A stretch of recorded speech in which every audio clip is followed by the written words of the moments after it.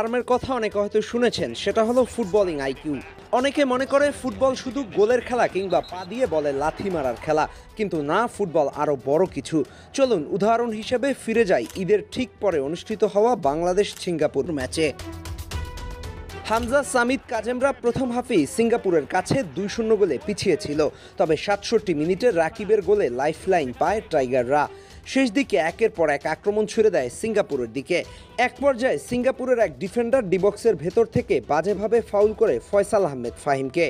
Referee normal challenge হিসেবেই count করেন বিষয়টি, তবে রিপ্লেতে স্পষ্ট দেখা যায় সেটা ফাউল ছিল এবং বাংলাদেশ পেনাল্টি ডিজার্ভ করত।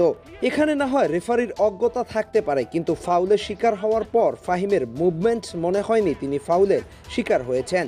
অথচ ফাউলটা সবচেয়ে স্পষ্টভাবে উপলব্ধি করার কথা ছিল তারই। সেখানে ফাহিম যদি উপস্থিত বুদ্ধি নিয়ে রেফারিকে একটু প্রেসার দিতেন ফাউলের জন্য, তখন রেফারির ডিসিশনটা অন্যরকম হতে পারত। ইউরোপিয়ান ফুটবলে হরহামেশাই দেখা যায় বক্সে পড়ে গেলেই অ্যাটাকিং টিম ফাউলের দাবি করে, ফাউল হোক বা না হোক।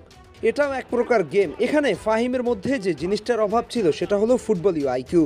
এবার একটু আসি